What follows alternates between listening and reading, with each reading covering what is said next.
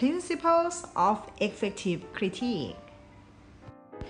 Okay, this is by Taylor 2009. This is the critique analysis. Begins with the questions like those set up by Taylor 2009 as I have told you before. Okay, for the first question. The first question is, what is the other's motivation in writing this work? Okay, what is their motivation?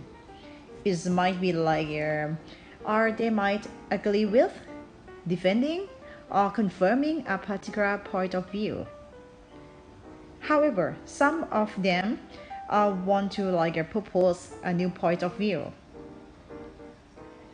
For some other, they might concede to an existing point of view, but qualifying the certain points. However, some of them reformulate an existing point of view. It's like reformulate an existing idea or a better explanation. And some authors dismiss a point of view through an evaluation of its criteria. Yes. Now, let's move to the second point.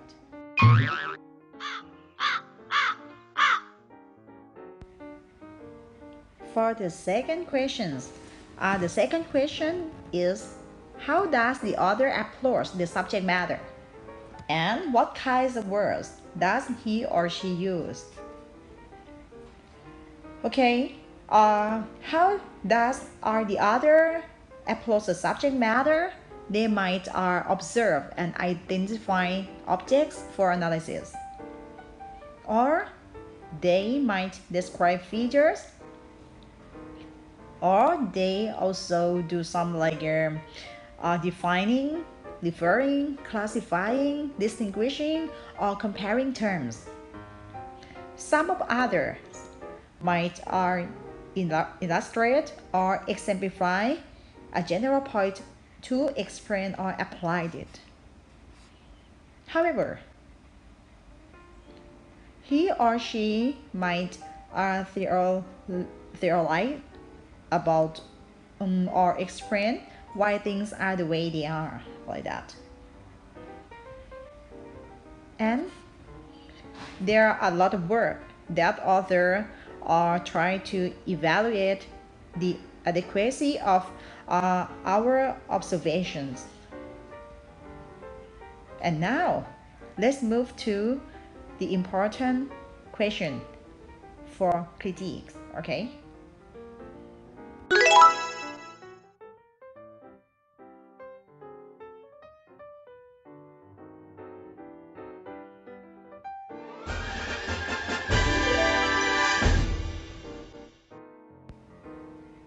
For the third question is, what is the overall structure of the author's work?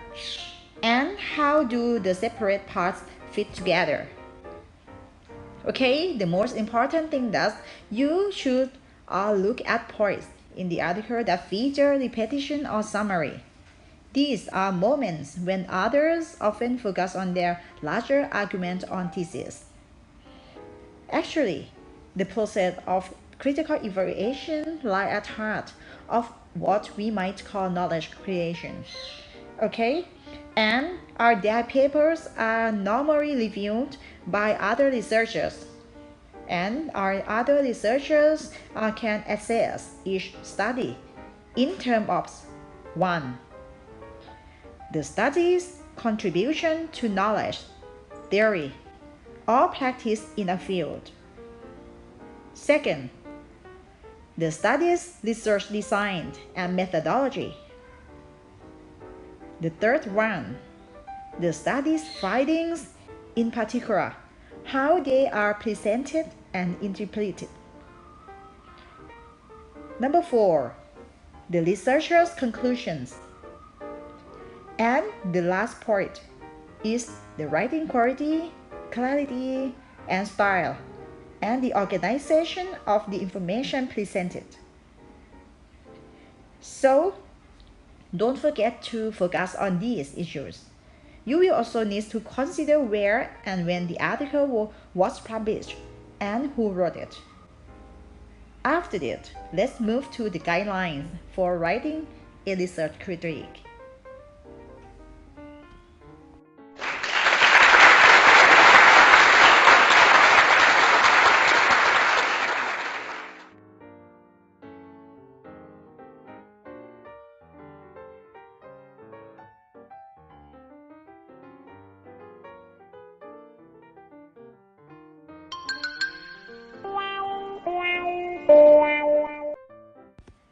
Okay, now let's move on to the guidelines for writing a research critique.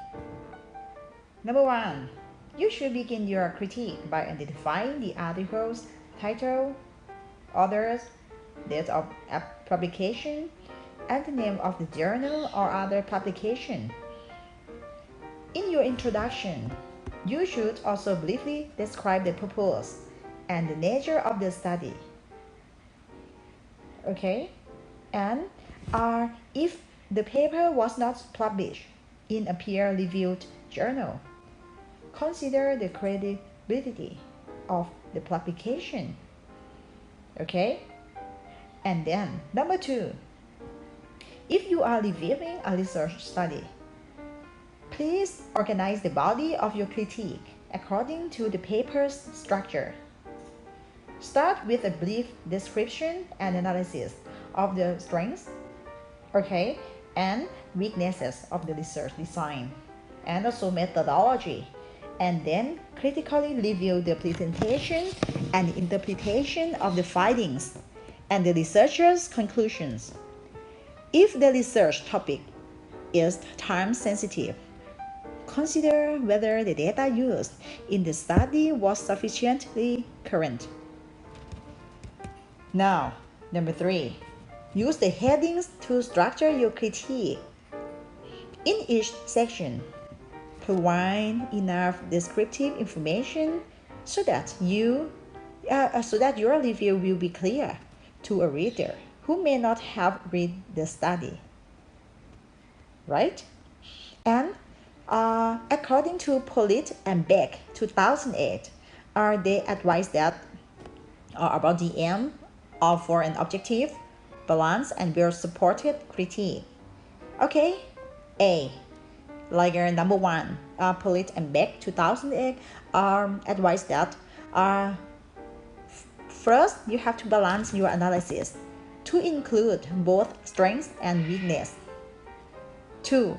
Justifying your criticism by giving examples of the study's weaknesses and strengths. Right? Now, let's move to the conclusion. Number 5, you should conclude your analysis by briefly summing up the strengths and weaknesses of the study, and by assessing its contribution to the advancement of knowledge, theories, or practice. Consider suggesting research direction and methodological consideration for the future researchers is very important. And then number 6, please use a standard citation style. It's like an APA style, MLA, or Chicago, like this, to the format references in your critique. And be sure to cite page numbers for all quote pages. Right? For the next chapter, we will give you clarifying the important points to critique.